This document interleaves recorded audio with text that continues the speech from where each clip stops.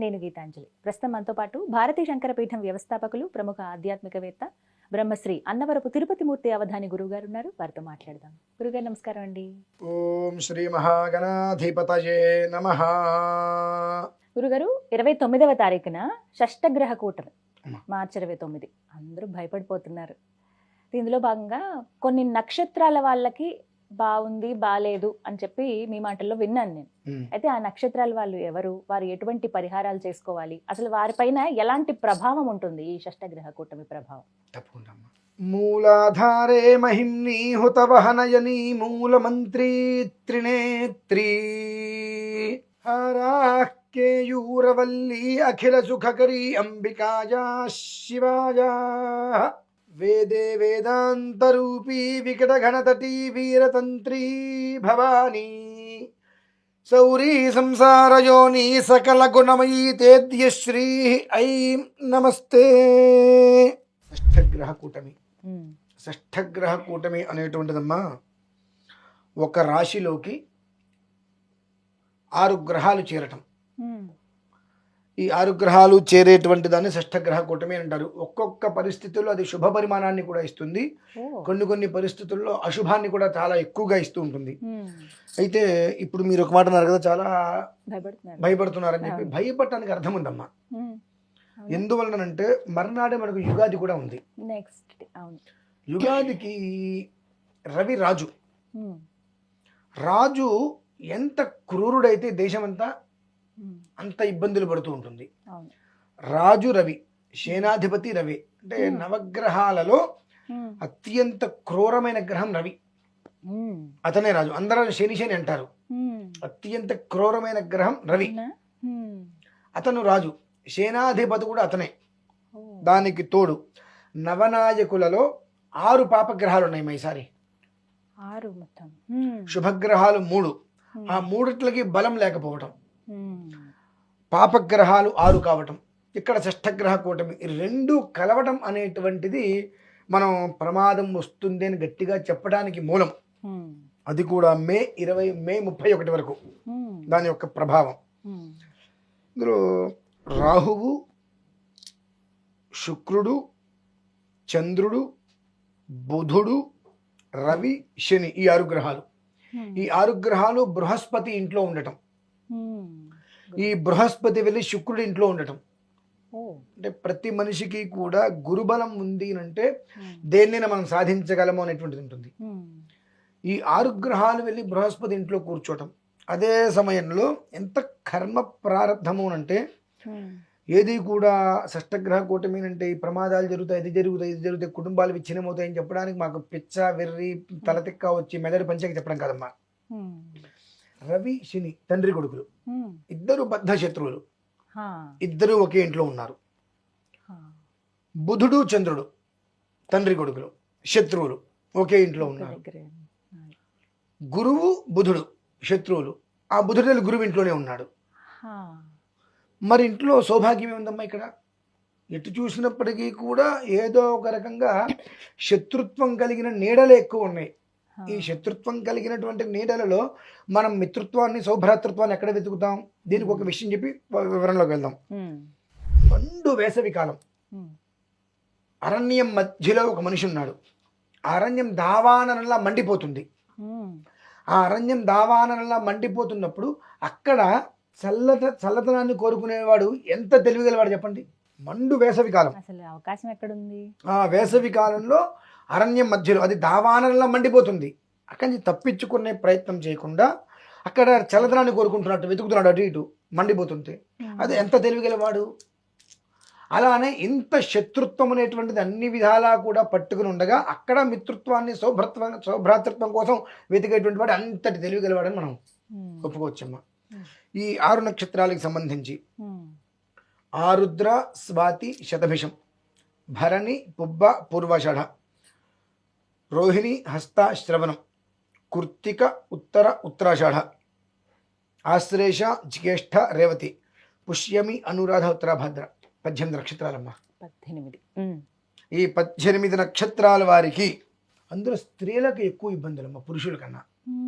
అదేంటండి స్త్రీలకే ఇబ్బందులా అంటే, స్వతహాగా ఒక ఇంట్లో పురుషుడు 2 రోజులు ఏదన్నా ఒక అనారోగ్యం వచ్చి ఇబ్బంది పడ్డాడన్నా ఇబ్బంది పెద్దగా అనిపించదు. కానీ ఆ ఇంట్లో ఉన్నటువంటి స్త్రీ 2 రోజులు అడ్డం పడితే ఆ ఇల్లు కోలుకోవడానికి 10 రోజులు పడుతుందమ్మా. స్తంభించిపోయినట్టే. ఖచ్చితంగా మళ్ళీ కోలుకొని ఇల్లు నిలబడటానికి 10 రోజులు పడుతుంది. అటువంటిది ఈ నక్షత్రంలో ఉండేటువంటి స్త్రీలకు వచ్చేటువంటి సమస్యలు కాసిన ఎక్కువ ఉన్నాయి. చాలా జాగ్రత్తగా ఉండవలసిన వాళ్ళు ఎవరు అంటే ఇప్పుడు గర్భవతులు చాలా జాగ్రత్తగా ఉండాలి. ఎలాంటి మనం ప్రమాద వార్త అయినా వినవచ్చు, వినలేదే చాలా అదృష్టవంతులు మనం. నిజంగా జరగకూడదని కోరుకోవాలి. మామూలుగా ఏదో చిన్న ఇబ్బందులు మామూలుగా మనలాంటి వాళ్ళకి కలిగినా గర్భవతులకు ఎలాంటి ఇబ్బందులు కలగకూడదని కోరుకోవాలి. ఎందుకంటే అది గర్భశోకం సామాన్యమైంది కదమ్మా. కాబట్టి అది ఎవరికి రాకూడదు, వాళ్ళు మాత్రం క్షేమంగా ఉండాలి అనేటువంటి మనం కోరుకోవడంలో తప్పులేదు. ఫస్ట్ ఆఫ్ ఆల్ ఈ 18 నక్షత్రాల వారికి కూడా పొంచి ఉన్నటువంటి ప్రమాదము స్తంభించకపోతుందమ్మా. ఎట్టుంచి ఎటు ఏం చేయాలో అర్థం కాకుండా చిన్న చిన్న మాటలకి వైరాగ్యాలు అంటే వైరం పెద్ద పెద్దవిగా, భూతత్వంలో చిన్న బియ్యపు గింజలు కూడా భూతత్వంలో పెద్దవిగా చుట్టూ అనేటువంటివి ఎక్కువగా నాకు తెలిసి 24 రోజుల ముందు నుంచి ఇది మొదలైంది. 24 రోజుల ముందు నుంచి మొదలైంది. భరణి బుబ్బా పూర్వాషాఢ రోహిణి హస్తాశ్రవణం ఆశ్లేష జ్యేష్ఠ రేవతి వీరు పడుతున్నటువంటి మానసిక ఆందోళన అయితే అంతా ఇంత కదండి.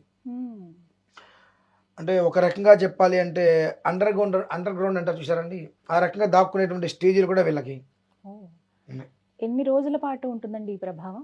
24 రోజుల ముందు నుంచి ఉంటుందని అన్నారు. ఇంకా 24 రోజుల ముందు నుంచి ఈ యొక్క ప్రభావం అనుభవించేటువంటి వాళ్ళు ఉగాది తర్వాత వీళ్ళకి ఉపశమనం జరుగుతుంది. ఈ ప్రభావాన్ని అనుభవించలేని వాళ్ళు ఉగాది నుంచి మే 31 వరకు అమ్మా 2 నెలలు తప్పదు. మరి దీనికి ఏంటి? ప్రతిదానికి శతకోటి దరిద్రానికి అనంతకోటి ఉపాయాలు ప్రతిదీ ఉంటాయి. ప్రతిదానికి ఒక మూలం ఉంటుంది. తాళంతో పాటు తాళం చెవి కూడా ఉంటుందమ్మా. ఈ 18 నక్షత్రాల వారు ఏ కారణం చేతనైనా కామాక్షి అమ్మవారికి ఆరాధన చేసుకోవాలమ్మా. 28వ తారీఖు అక్కడికి వెళ్ళి గౌహతి అక్కడికి వెళ్ళమంటారు. 28కే 28 వెళ్ళాలి. 28 రాత్రి 29 ఉదయం ఉందమ్మా అమావాస్య. 28 రాత్రికి వెళ్ళిపోవాలి. అక్కడికి వెళ్ళి 28 రాత్రి తెల్లవారులు కూడా కొన్ని రకాలైనటువంటి ప్రయోగాలు చేసుకొని 29 ఉదయం కూడా కొన్ని రకాల మంత్ర ప్రయోగాలు చేసుకుని అమ్మవారిని దర్శనం చేసుకొని వాళ్ళు అక్కడ నదిలో స్నానం చేసి కనుక రాగలిగితే 45% బయటపడతారమ్మా. అంతకుమించి నేను చెప్పను. ఏదో వాళ్ళకి 70% 100% బయటపడతారన్నమాట పచ్చబద్ధం. 45% వాళ్ళు బయటపడగలుగుతారు. ఎందుకంటే దాని యొక్క ప్రభావము 6 గ్రహాలు పాపగ్రహాలేని. 6 గ్రహాలు పాపగ్రహాలేని అంటే 6 మూలు 18 వీళ్ళే. ఈ వీళ్ళ నక్షత్ర గ్రహాలన్నీ కూడా పాపగ్రహాలతో ఉండటం మూలాన పాపం వాళ్ళు మంచి చేద్దామని వెళ్ళినా మంచి చేసే ప్రయత్నం చేసినా చెడే వస్తుంది. అన్ని రకాలుగా కష్టపడి మాట్లాడటం వీళ్ళ వంతు అవుతుంది. ప్రయత్నం చేస్తారు చివరికి నీ వల్లే ఇది అనేటువంటి మాటలు కూడా ప్రయత్నం చేసి పడక తప్పదు. ఇటువంటివి నేను చెప్పి చాలా చిన్న చిన్నవి. ఈ కాస్త విశేషమైన చెప్తే భయపడతారు. భయపడి ఉపయోగం లేదమ్మా. కాబట్టి ఏది ఏమైనా అంటే మేము 28 వెళ్తున్నామమ్మా. 28 ఉదయం బయలుదేరి గౌహతి వెళ్ళి 28 రాత్రి కొన్ని రకాల మంత్ర ప్రయోగాలతో గౌరీ గంధర్వ సేవిత అనేటువంటి మనకు లలిత సహస్రంలో మంత్రం ఉంది.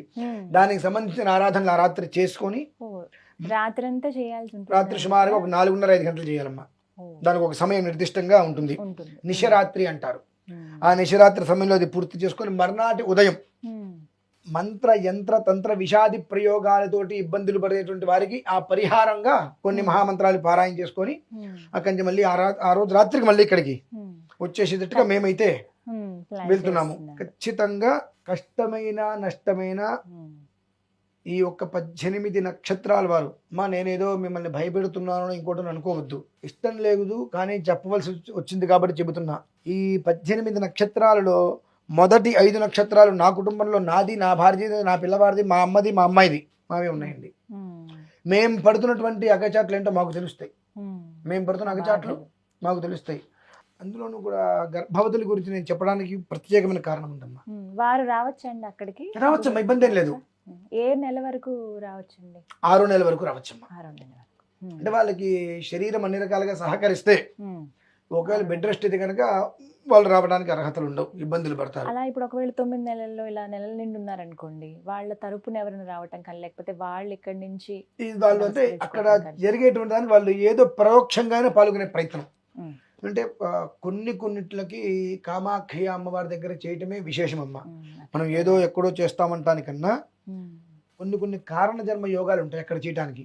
కాబట్టి నేను ఇప్పుడున్న వాతావరణంలో నేను అసలు అక్కడికి వెళ్ళేటువంటిది కాదు, కానీ ఎట్టి పరిస్థితుల్లో వెళ్ళటానికి అనుకోవడానికి కొన్ని జరిగినటువంటి అనర్థాలమ్మ, కొన్ని జరిగిన అనర్థాల రీత్యా ఎట్టి పరిస్థితుల్లో అక్కడికి వెళితే మాత్రమే జీవం పునః ఉద్భవిస్తుంది అనేటువంటి విషయాన్ని దృష్టిలో పెట్టుకొని ఇంకొక మాట, ఇది నేను 18 నక్షత్రాల జాతకుల వారి కోసం నేను చేయట్లేదమ్మా. 18 నక్షత్రాలకి శాంతి.